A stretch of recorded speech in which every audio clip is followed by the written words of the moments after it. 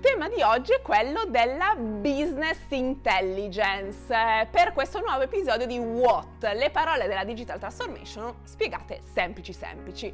Chi è che ci spiega che cos'è la business intelligence? Silvio. Ciao Silvio. Ciao.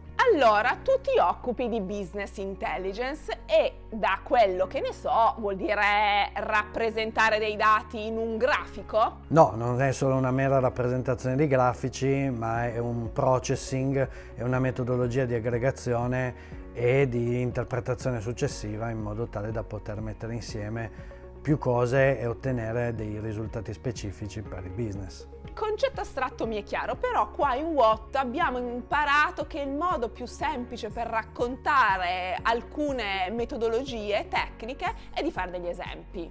Non ci fai un esempio per caso in un ambito che a me piace particolarmente, che è quello del retail? Si può avere ad esempio l'aggregazione di dati delle vendite magari di un certo negozio con quante persone in realtà sono entrate, in modo tale da poter avere un conversion rate, quindi una qualità del negozio in quella giornata, per esempio, in quella fascia oraria. O ad esempio anche di un sito e-commerce, sapere quanto è stato venduto in base a quante persone hanno visitato il nostro sito. Ho sentito però anche parlare del concetto di storytelling applicato alla business intelligence, che detta una persona che arriva dal mondo della comunicazione è un po' arduo capire che cosa significa storytelling applicato ai dati. Lo storytelling è una tecnica che viene utilizzata principalmente per riunioni di alto livello, quindi con manager, con direzioni, in modo tale da poter avere dati aggregati e visualizzazioni già finalizzate a uno scopo, per cui avere più fogli con meno informazioni dentro, ma più rilevanti a quello che è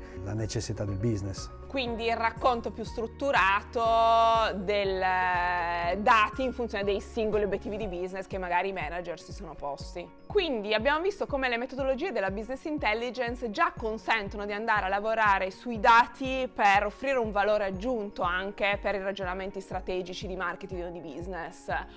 Un ulteriore passaggio di cui ho sentito parlare è l'applicazione dell'intelligenza artificiale, in particolare del machine learning alla business intelligence. In che cosa consiste? Oltre alle tecniche tradizionali della business intelligence che trattano già di mettere insieme, aggregare dati provenienti da diverse fonti in modo tale da avere un valore aggiunto all'analisi, si può avere anche il machine learning collegato insieme in modo tale da creare veramente un di più, in modo tale da poter magari avere ad esempio un forecast delle vendite o piuttosto avere un'aggregazione di dati che non hanno apparentemente legame tra di loro, in modo tale da poter creare poi diciamo delle regole nuove di business per poter intendere meglio il loro trend. Ottimo, quindi oggi abbiamo visto che cosa significa business intelligence e già con l'intelligenza artificiale, il machine learning, abbiamo aperto e introdotto un altro concetto che potrà essere sviscerato in un'altra puntata di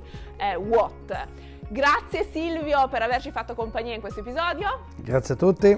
E voi continuate a seguirci sui nostri social per essere aggiornati sulle parole chiave della digital transformation. Ciao!